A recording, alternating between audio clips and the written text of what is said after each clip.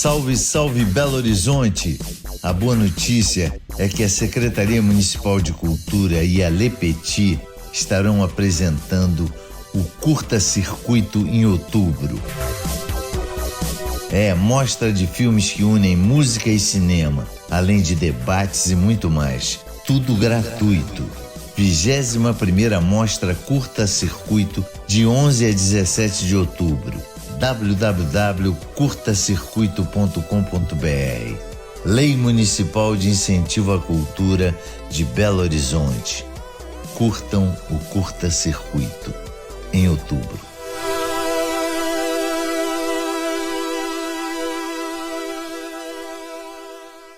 Bete Balanço. Quem vem com tudo não cansa. Uma reflexão sobre o pequeno grande clássico Bete Balanço, por Luf Stephen. O que é um grande filme? O que é um excelente filme? É aquele que exibe a apurada técnica cinematográfica, um acabamento perfeito de som e luz, um roteiro meticuloso e original, uma direção ousada e precisa, atuações de um elenco acima de qualquer suspeita, enfim, uma obra sem defeitos, diriam alguns. Pode ser, na história do cinema existem muitos filmes assim, mas também existem aqueles filmes que não cumprem 100% nenhum dos itens listados acima, e que apresentam diversos defeitos, falhas, problemas, conscientes ou não da parte de quem assina a direção da obra. São filmes que muitas vezes acabam desprezados ou ridicularizados por alguns setores da crítica e do público, descartados sumariamente ou rotulados como trash, no mau sentido da palavra. Mas esses mesmos filmes, pasmem, resistem ao tempo. E com todos os seus defeitos, contradições e ingenuidades são redescobertos a cada geração, como moedas antigas que não valem mais nada no mercado, mas que continuam sendo tesouros incontestáveis. Nem preciso dizer, mas vou. É claro que Bete Balanço é um dos maiores representantes da descrição que acabei de fazer.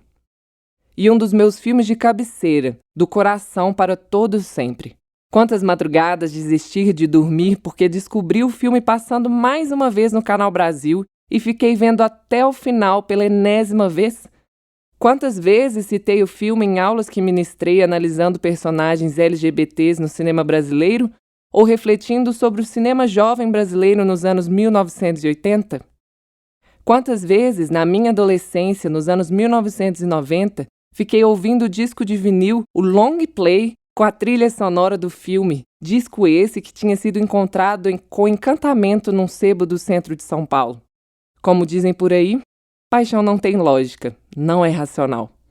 Mas, falando racionalmente, o que foi Bete Balanço? O filme se insere na safra do tal cinema jovem brasileiro da década de 1980, que hoje provoca tanto fascínio nas novas gerações e nostalgia nas veteranas. Essa safra foi aberta oficialmente pelos filmes Menino do Rio, 1981, e Garota Dourada, 1983, ambos dirigidos por Antônio Kalman, naquela que seria uma trilogia completada por Menina Veneno, que seria gravada em 1985, que acabou nunca saindo do papel. O sucesso de Menino do Rio, seguido pelo fracasso de Garota Dourada, provocou a abertura de um novo filão. Pela primeira vez, o cinema brasileiro se preocupava em seduzir o público jovem, ou seja, de 15 a 20 anos, uma faixa etária que não se interessava pelo nosso cinema, exprimida entre os filmes de Os Trapalhões e a produção adulta pós-cinema novo e da porno chanchada. De repente, esse público virou consumidor de ingressos de cinema. E assim, iniciou-se uma espécie de ciclo do qual fazem parte, por exemplo, O Sonho Não Acabou, 1982, de Sérgio Rezende, e A Cor do Seu Destino, 1985, de Jorge Duran, para citar dois filmes mais sérios, tentando retratar a geração 80 com mais densidade crítica. Também, nessa linha mais densa, surgiram filmes realizados nos 80, mas que retratavam o jovem brasileiro dos 70. Feliz Ano Velho, 1987, de Roberto Gervitz. Dedé Mamata, 1988, de Rodolfo Brandão. Também feito nos 80, mas focalizando a juventude dos 70, foram os deliciosos representantes gaúchos Deu Pra Ti, anos 70, 1981, de Giba Assis Brasil e Nelson Nadotti, Verdes Anos, 1983, de Giba Assis Brasil e Carlos Gerbasi. Enquanto isso, outro filão já apostava na nostalgia mais ingênua e realizava em plenos anos 80 um mergulho da juventude rockabilly brasileira do final dos anos 1950, início dos anos 1960. A juventude estúpido cupido, pré-jovem guarda, mas com um ingrediente bem brasileiro, o erotismo quase vulgar da nossa pornochanchada. E assim vieram Os Bons Tempos Voltaram, Vamos Gozar Outra Vez, 1983, de Ivan Cardoso e John Herbert, As Sete Vampiras, 1985, também de Ivan Cardoso, Banana Split, 1987, de Paulo Sérgio Almeida.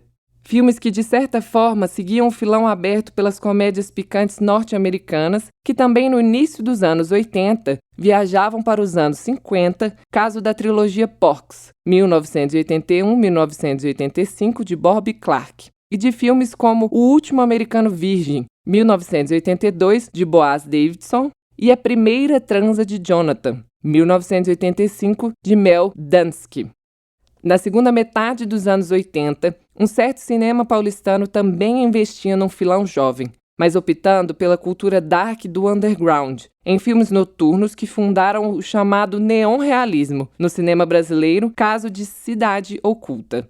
1986, de Chico Botelho, que acrescentava ainda o universo das HQs. E Anjos da Noite, 1987, de Wilson Barros, flertando com a estética do videoclipe e do VHS.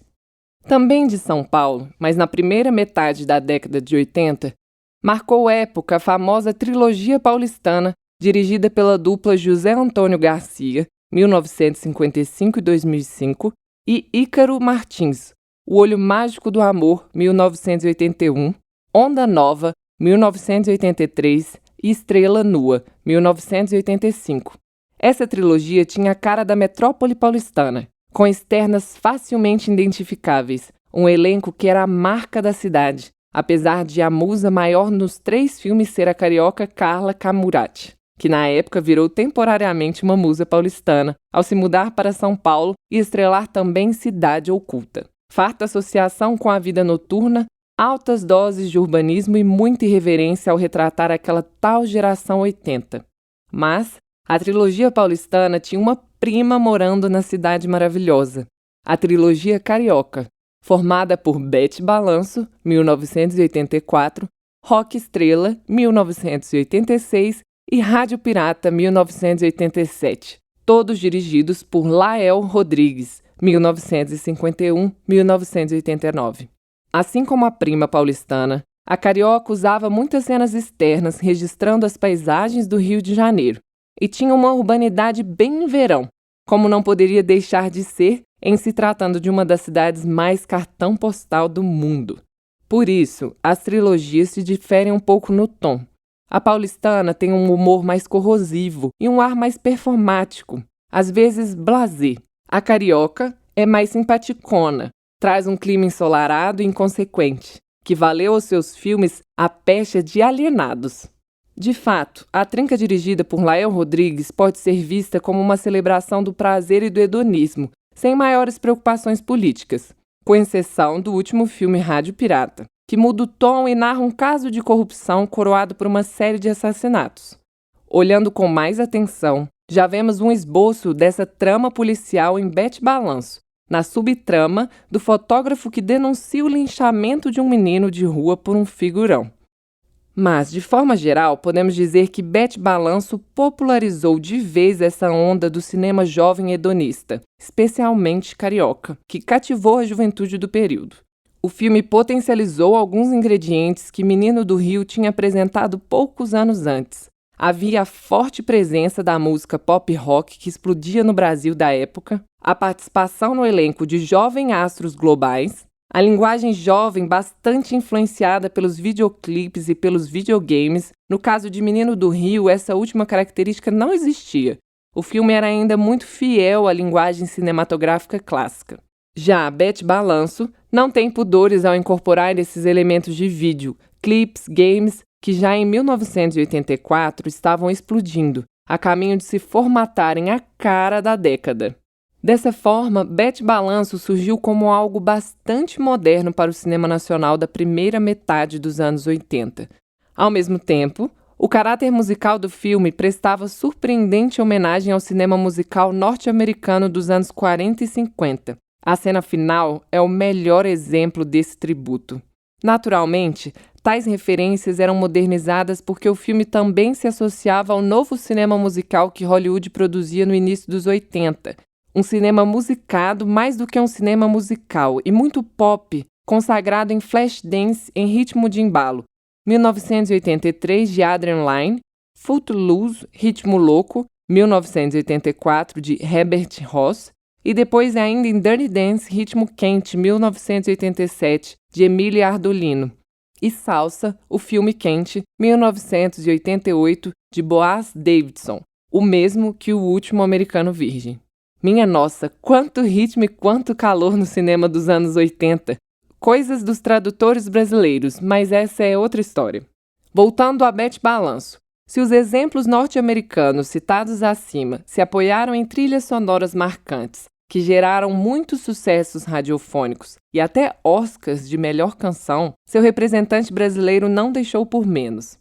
E ainda assim, o filme trouxe o conjunto Barão Vermelho, na época liderado pelo seu vocalista Cazuza, antes de partir em carreira solo, para atuar e ainda responder por parte da trilha sonora, além de contar com outros nomes do emergente rock nacional do período.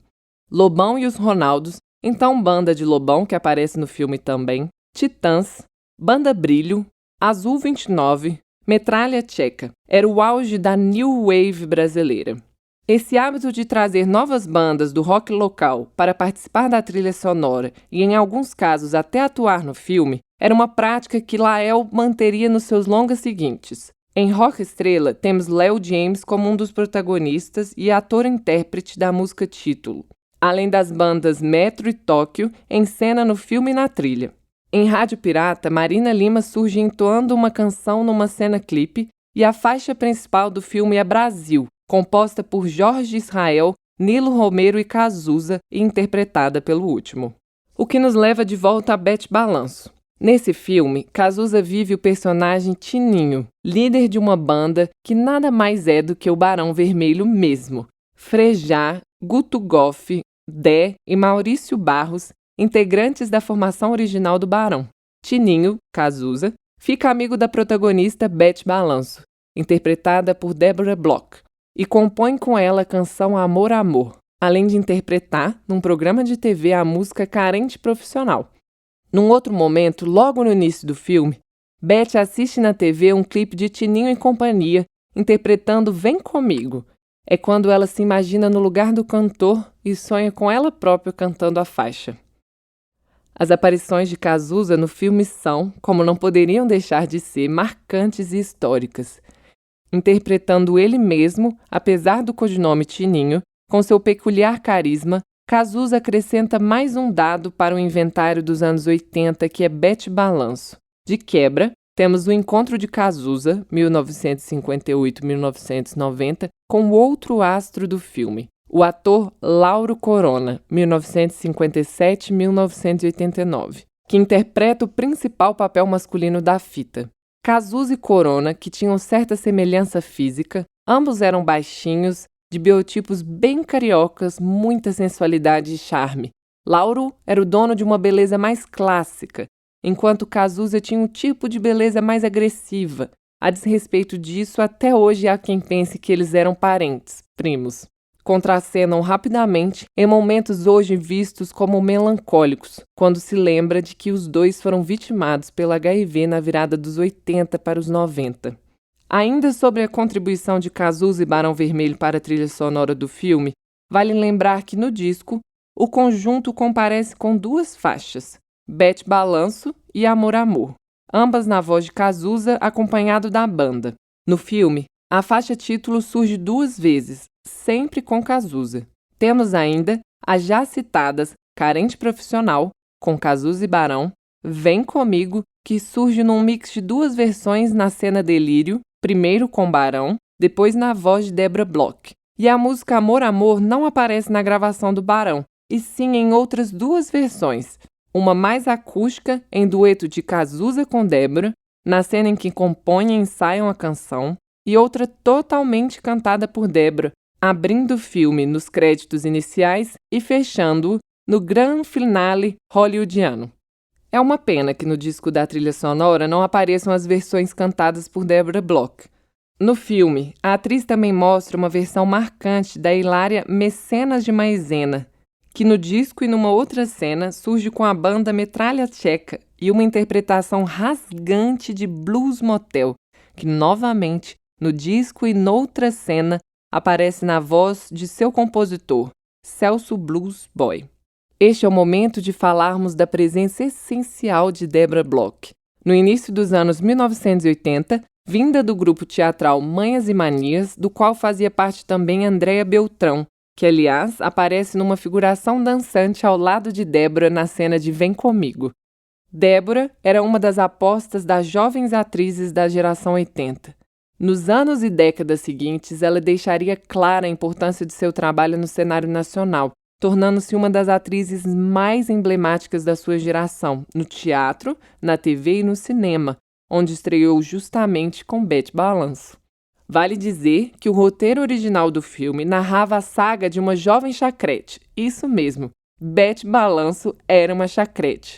Ou seja, dançarina de programa de auditório televisivo, mais precisamente, do programa do lendário Chacrinha. Como se sabe, o velho guerreiro inaugurou a moda de moças seminuas rebolando em programas de auditório na TV. O próprio codinome da personagem deve ter sido inspirado em algumas chacretes da vida real, como Fernanda Terremoto e Vera Furacão. Ou ainda, no filme da fase porno chanchada, Essa Gostosa Brincadeira a Dois, 1974, de Vitor de Mello, onde Dilma Lois interpreta Bete Bombardeio, que de fato vai trabalhar como chacrete no programa do Chacrinha, com direito a cenas rodadas em pleno programa, na época transmitido pela TV Tupi. E mais, curiosamente, no filme Onda Nova, que já citamos dentro da trilogia paulistana, Carla Camurati vive Rita, uma garota riquinha que nas horas vagas trabalha como chacrete no programa do Chacrinha. Mas Bete Balanço escapou de ser chacrete graças à interferência da própria Deborah Bloch. Reza a lenda que a atriz, ao ser convidada para estrelar o filme que narraria a saga de uma jovem que seria a cara da geração 80, opinou que o roteiro era ultrapassado e que muitas coisas estavam equivocadas, inclusive a profissão da protagonista. Dessa forma, o roteiro foi repaginado. Ele é assinado pela roteirista Yoya Wursch e pelo próprio Lael Rodrigues. A dupla assinaria também o roteiro de Rock Estrela junto com Luiz Carlos Góes. Rádio Pirata foi assinado somente por Yoya. E Bete Balanço virou aspirante a popstar. Pois é essa a trama base do filme. A jovem Bete passa no vestibular, mas não tem a menor vontade de cursar a universidade. Larga o namoradinho pateta, Arthur Mullenberg, e a vida banal em Governador Valadares, MG, e foge para o Rio de Janeiro, em um mês antes de completar 18 anos, para tentar a sorte como cantora roqueira. Hospeda-se no apartamento do amigo gay Paulinho, Diogo Vilela, e vive várias aventuras. Testemunha o já mencionado linchamento do garoto de rua, fato que é fotografado pelo personagem Rodrigo, posa nua para as lentes do mesmo Rodrigo, Lauro Corona, e suas fotos são publicadas numa revista. Tem um caso rápido com a glamourosa Bia, Maria Zilda, vive um romance com Rodrigo, tenta cantar num programa de TV e quase grava um disco produzido pelo produtor canalha Tony, Hugo Carvana. A trama, na verdade, não tem maior importância, considerando que é quase uma modernização da saga de Cinderela. O que interessa é a embalagem dessa trama velharia. Talvez atirando no que viu e acertando no que não viu, Lael Rodrigues acabou conseguindo compor um empolgante retrato dessa geração 80 jovem, simbolizada na figura da protagonista Bete Balanço. Naturalmente, para que o filme alcançasse seu público, basicamente a mesma geração 80 jovem de que tanto estamos falando, era necessário utilizar recursos fortes que atraíssem tal público. A começar pelo elenco. A presença de artistas do rock nacional funcionava como um bom atrativo, mas era preciso ter também astros nos papéis centrais. E como desde sempre a Hollywood brasileira era a TV Globo, o casting recorreu a atores que já brilhavam nas novelas globais. Deborah Bloch fazia então sua carreira no cinema, mas já vinha de atuações marcantes na TV, nas novelas Jogo da Vida, 1981-82, de Silvio de Abreu, e Sol de Verão, 1982-83, de Manuel Carlos.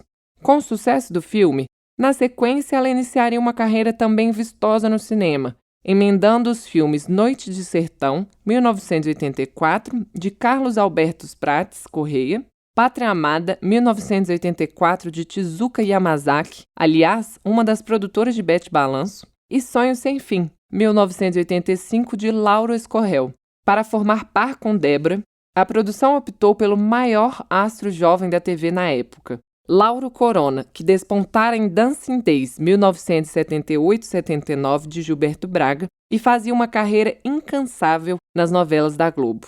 Infelizmente, Lauro fez pouco cinema, mas deixou sua marca em Bete Balanço e no já citado O Sonho Não Acabou. Coincidentemente, em ambos, a questão do rock era muito presente e empolgou o ator. Para a trilha sonora de O Sonho Não Acabou, ele gravou como cantor a faixa Não Vivo Sem Meu Rock, lançada em compacto em 1982, junto com a faixa Tem Que Provar. Em 1984, outro compacto do ator-cantor trouxe as canções O Céu por um Beijo e Tudo Pode Acontecer. Bete Balanço seria seu último filme, já que ele partiu apenas 5 anos depois, em 1989. Bete Balanço seria seu último filme, já que ele partiu apenas 5 anos depois, em 1989. No elenco de apoio, outras figuras que marcavam as telinhas.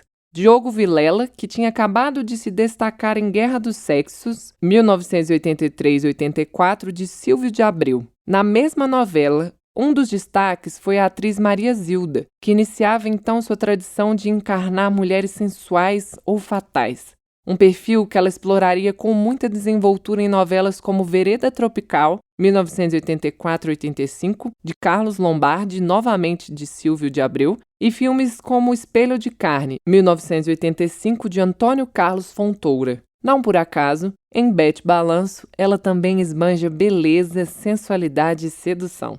Entre tantas qualidades que muita gente não enxerga em Bete Balanço, podemos citar também a direção de arte de Yurika Yamazaki, que foi muito feliz ao conseguir captar o clima videoclipesco e videogamer que reinava na época, misturando elementos pop que hoje, quase 40 anos depois, se mostram símbolos da década de 80. É um desses filmes que você vê 30 segundos e sabe em que década foi realizado. Para alguns, isso é o sinônimo de ser datado. Para outros, a prova de que o filme estava antenado com seu tempo.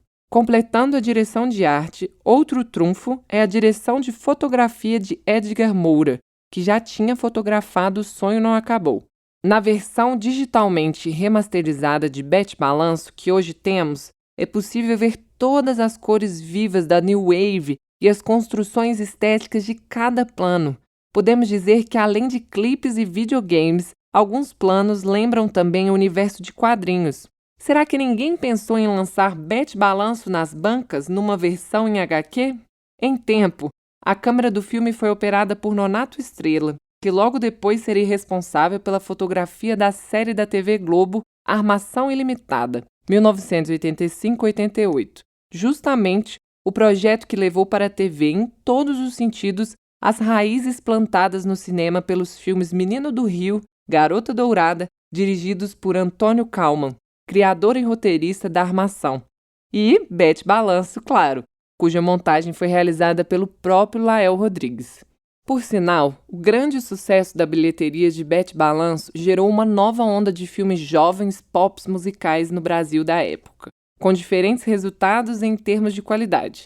É visível a influência de Bete Balanço no filme Areias Escaldantes, 1985, de Francisco de Paula, que traz os Titãs no elenco, e principalmente em Rockmania, 1986, de Adnor Pitanga, e Trop Clip, 1986, de Luiz Fernando Goulart. Este último chega a citar nossa protagonista. No início da trama, o personagem de Marcos Frota toca a campainha de uma mansão a fim de entrevistar a consagrada popstar Beth Balanço. Ouve-se a voz da personagem, interpretada não por Deborah Bloch, gritando que está muito cansada, exausta após se apresentar no Rock in Rio e que não vai receber o jovem. A empreitada de Beth Balanço deu certo, inclusive em termos de mercado.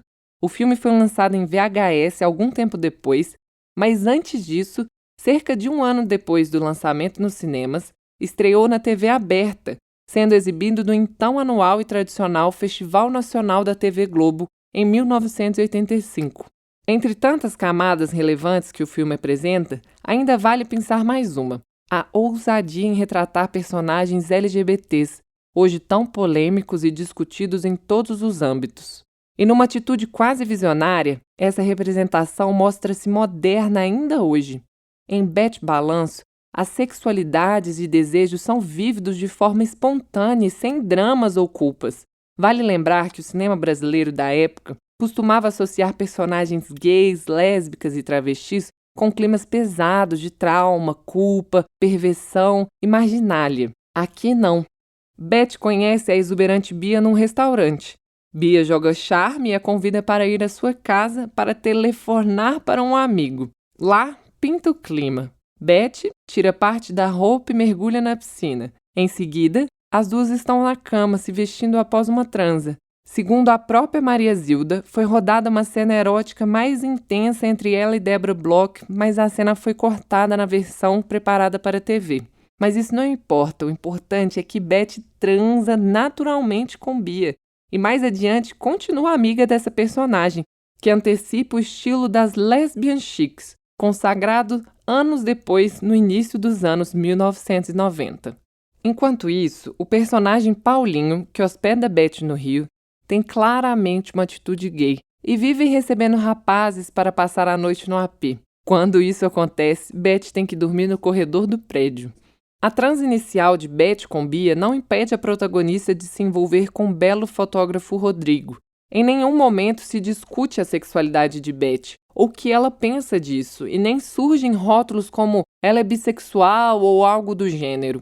A cereja do bolo dessa abordagem mais leve, sem definições, é a cena final do filme. Atenção! Se você detesta spoilers e nunca viu o filme, não leia o restante desse texto. Na cena, Beth surge numa representação delirante, indo viajar de navio. Na verdade, a personagem está num ônibus voltando para sua cidade natal. Desponta uma sequência musical bem Hollywood, como dissemos, e já ali se instala um clima queer. Beth se despe de seu figurino clássico e fica de colã lilás, ladeada por bailarinos musculosos que aparecem saídos do conjunto disco gay Village People. Enquanto isso, Rodrigo persegue o ônibus com sua moto para resgatar Beth. No clímax do delírio, ele chega ao porto numa limusine cinematográfica. E alguma, não é? Joga para a Beth um casaco de peles, ela se enrola no casaco e vai ao encontro dele. Rodrigo exibe então um look super gay para dizer o mínimo. Trajando uma espécie de tuxedo branco com os cabelos gomalinados e um óculos de sol exuberante, seu visual remete a uma famosa sequência de Levada da Breca, 1938, de Howard Hanks, onde Cary Grant ostenta um figurino semelhante. Seria coincidência que Grant, um dos maiores galãs da Hollywood clássica, tenha escondido sua homossexualidade durante anos? Para finalizar, Beth e Rodrigo entram na tal limusine e partem. Com o carro em movimento, obviamente dirigido por um chofer, os dois comem frango assado numa quentinha, se divertem e fim. Não tem o famoso beijo final do casal que Hollywood tanto prezou desde sempre. Por que Lael Rodrigues optou por abrir mão do beijo clássico do casal central? Nunca saberemos.